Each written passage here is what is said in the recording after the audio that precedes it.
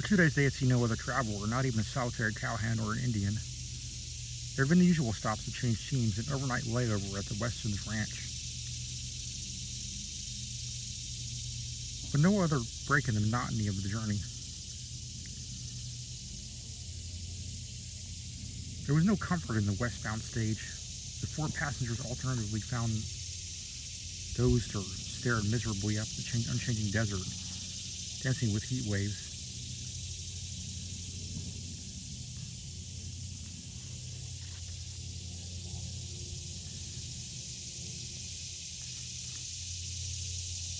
No breeze had shed a shaft of coolness through the afternoon's heavy heat. A Loma day, bound for Cordova, a tiny town 30 miles farther along the trail, felt stifled and unhappy. Her heavy dress was hot and she knew her hair, quote-unquote, looked a fright.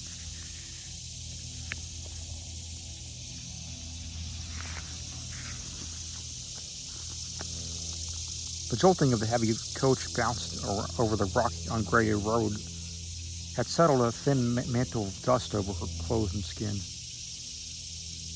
The handkerchief with which she occasionally touched her cheek and brow had long since been merely a miserable wad of damp cloth.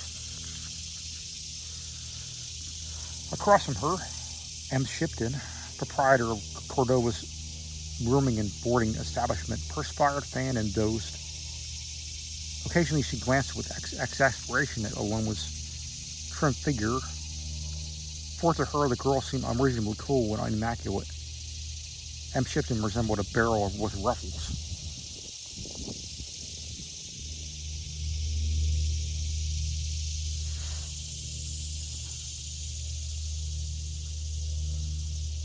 Mark Brewer, cattle buyer, touched his mustache thoughtfully and looked again at the girl in the opposite corner of the stage. She was, he decided, almost beautiful. Possibly her mouth was a trifle wide, and her lips were lovely, and she laughed easily. "I hope," he ventured suddenly, "you decide to stay with us, Miss Day. I'm sure the people of Cordova will do all that they can to make sure your visit comfortable." "Oh, but I shall stay. I'm going to make my home there." "Oh, you have relatives there?" "No," she smiled. "I'm to be married there." The smile left his eyes, yet hovered politely about his lips. "I see. No doubt I know the lucky fellow. Cordova is not a large town." Loma hesitated. The assurance with which she had decided upon this trip had faded from within miles. It had been a long time since she had seen Rod Morgan, and at the least she could have done was to await a reply for him. Yet there was no place in which to wait. Her aunt had died, and they had no friends in Richmond. She had money now for the trip. 6 weeks or a month later, she might have used it all. Her decision had instantly made, but the closer she came to Cordova, the more uncertain she felt. She looked at Brewer. "Then you probably know him. His name is Roderick Morgan." M. Shipton stiffened, and Mark Brewer's lips tightened. They exchanged a quick, astonished glance. Alarmed at the reaction, Loma glanced quickly from one to the other. "What's the matter? Is something wrong?" "Wrong?" M. Shipton had never been tactful. "I should say there is. Rod Morgan is an insufferable person. What can he be thinking of to come all this way to marry a man like that?" "Please, M," Brewer interrupted. "Remember you are speaking of Miss Day's fiancé. Of course I must admit it is something of a shock. How long since you have seen him, Miss Day?" 2 years, she felt faint, frightened. What was wrong? What had Rod done? Why did they... All through her aunt's long illness, Rod's love for her had been the rock to which she clung. It had been the one solid thing in a crumbling world. He had always been the one with whom she knew she could turn. "That explains it, then," Brewer said sympathetically. "A lot can happen in 2 years. You haven't been told, I presume, of the murders in Buckskin Run?" "No." "What is Buckskin Run?" It's a stream, you know. Locally, it is the term used to designate the canyon through which the stream runs, as well as the stream itself. The stream is clear and cold, and heads far back in the mountains, but the canyon is rather a strange and sort of mysterious sort of place, which all decent people avoid like the plague. For years, the place has been considered haunted, and there are unexplained graves in the canyon.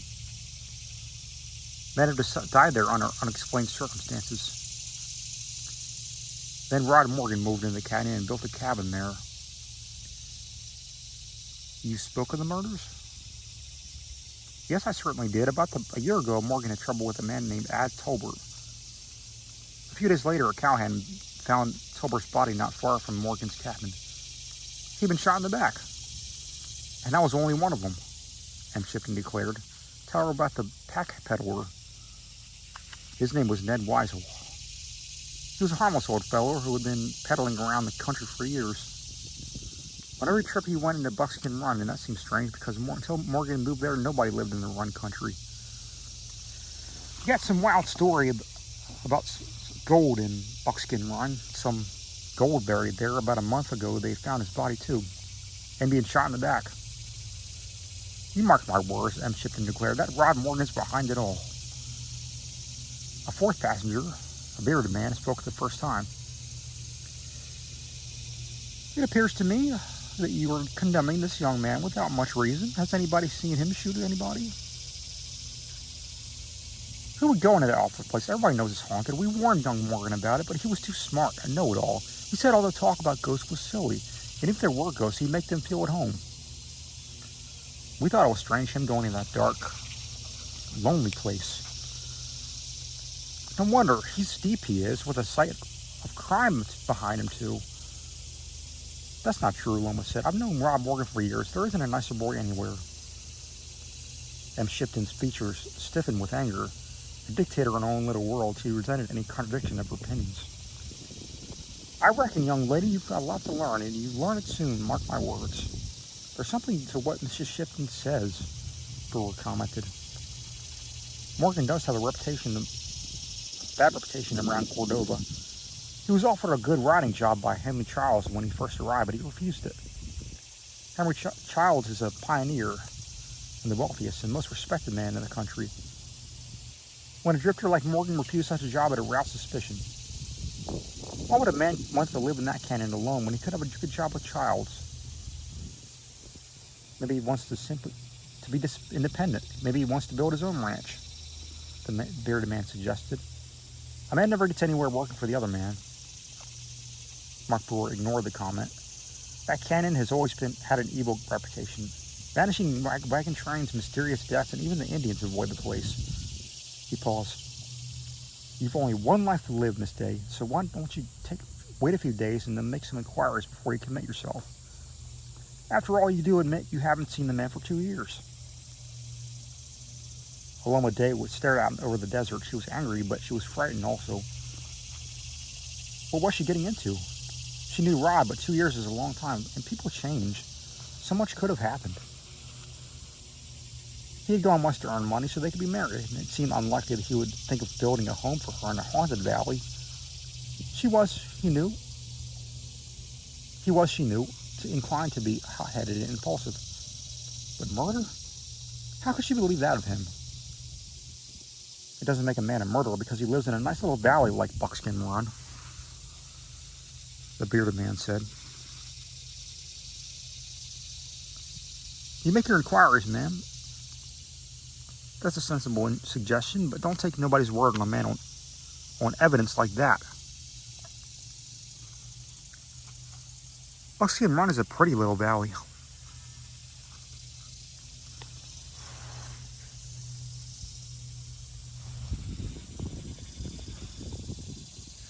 Mark Brewer gave the man his full attention for the first time.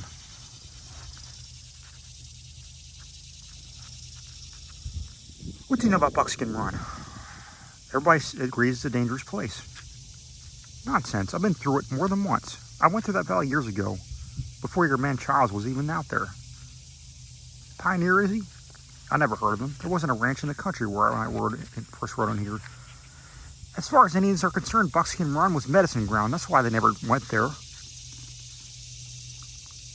How do you explain the things that happened there? I don't explain them. There's been killings all over the West, and will be as long as there's bad men left. There were white men around when I first came in, and renegades, most of them, but nobody ever heard talk of haunts or the like. Men like Terrence Copp camped in there many's the time. You were here? Brewer asked when Terrence Copp was around.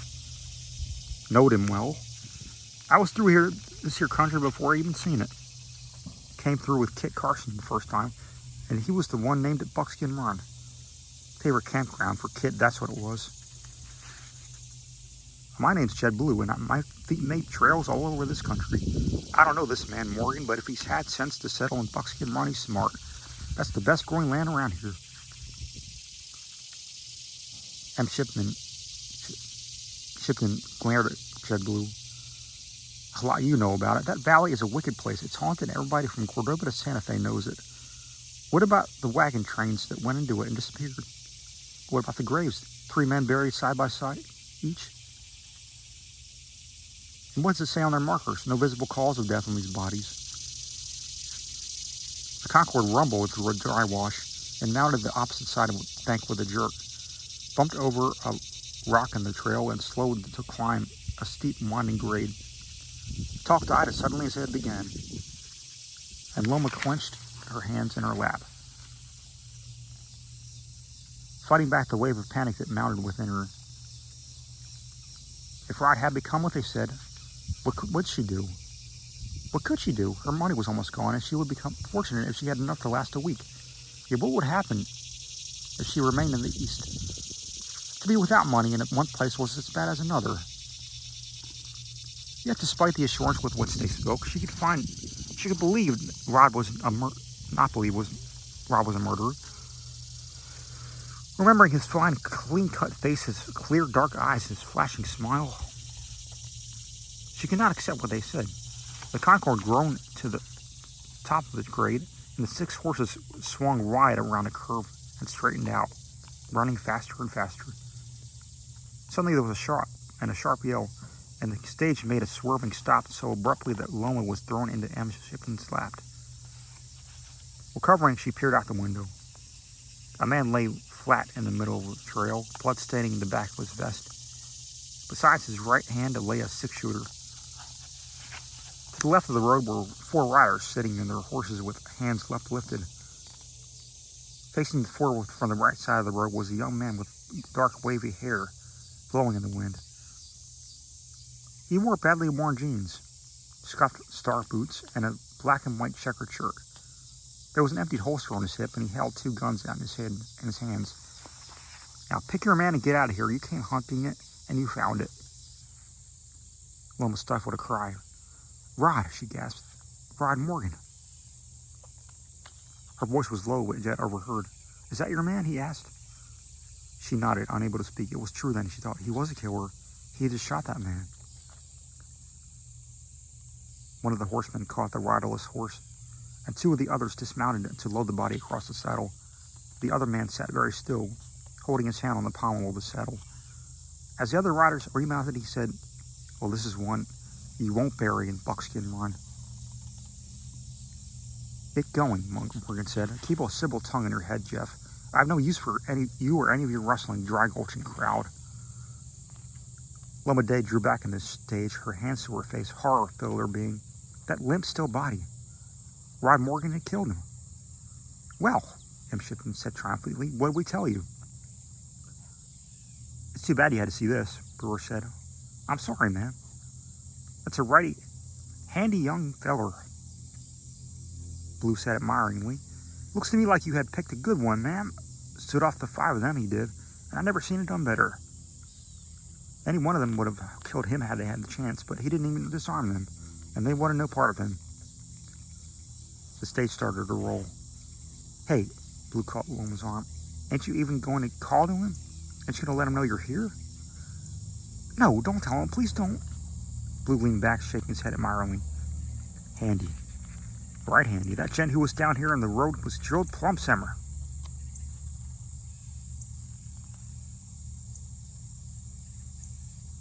Loma did not hear him. Rod. Her Rod. A killer.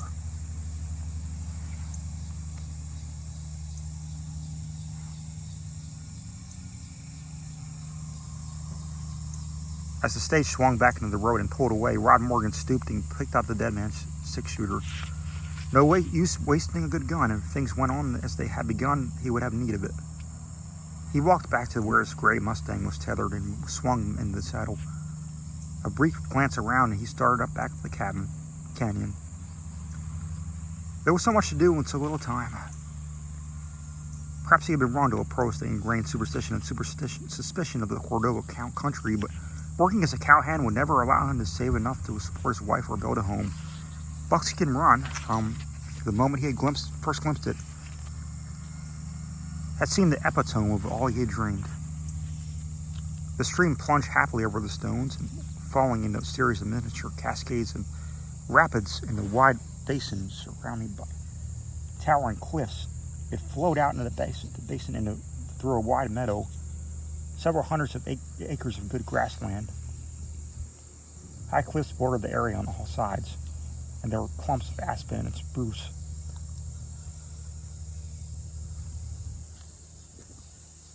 Below the first meadow lay a long valley, also bounded by sheer cliffs.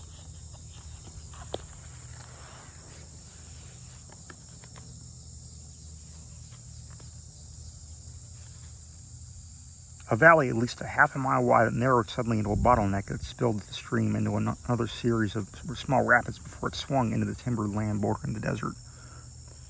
When Ron Morgan had found Buckskin Run, there had been no tracks of either cattle or horses. Without asking questions, he chose a cabin site near the entrance and went to work. Before he rode out to Cordova on his first trip to town, his cabin was built. His corral was ready. In Cordova, he ran into trouble with Em Shipton. Em's entire life was ruled by prejudice and superstition. She'd come to Cordova from the hills of West Virginia by way of Council Bluffs and Santa Fe. In the Iowa town, she married Josh Shipton, a teamster freighting over the Santa Fe Trail. She had already been a widow, her first husband dropping from sight after a blast of gunfire with his brother-in-law. Josh Shipton was more enduring and somewhat faster with a gun than Em's previous spouse. He stood her nagging and suspicion for 3 months, stood the borrowing and drunkenness of her brother for a few days longer.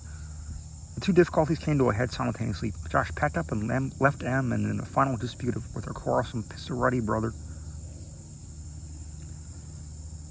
eliminated him from further interference with Em's marital or other affairs.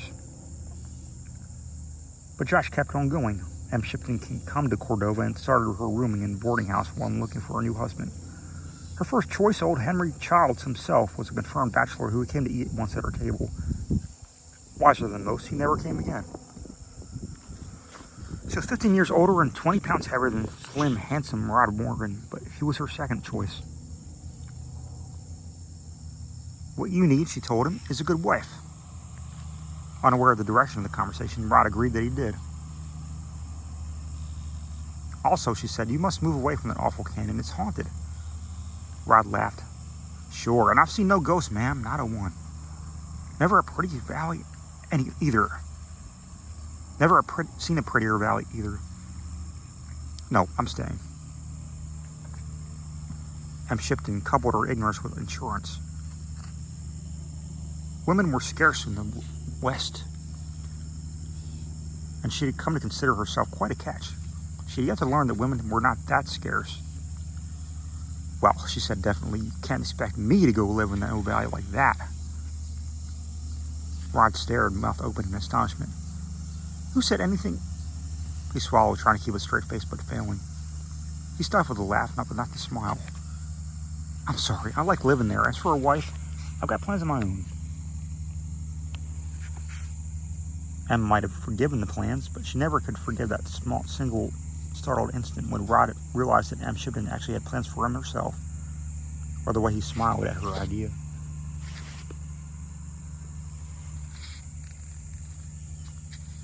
That was only the beginning of trouble. Rod Morgan had walked to the Gem Saloon, had a drink, and been offered a job by Jake Sarin, Henry Child's foreman. He refused it. Better take it, Morgan, Sarin advised. If you plan to stay in this country, we don't like loose, unattached riders drifting around. I'm not drifting around. I'm going to place on Buckskin Run. I know, Sarin admitted. But nobody stays there long. Why not take a good job when you can get it? Because I simply don't want a job. I'll be staying at Buckskin Run. As he turned away, a thought struck him. And you can tell whoever it is who wants me out of there that I've come to stay. Jake Sarin put his glass down hard, but whatever he intended to say went unspoken.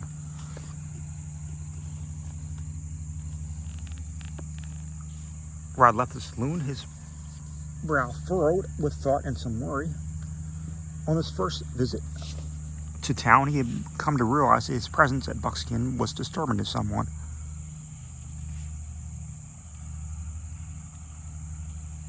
For a week, he was kept busy on the ranch.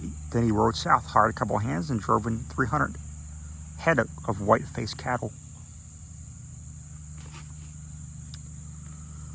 With grass and water, they would not stray, and there was no better grass and water than that in Buckskin Run. He let the hands go.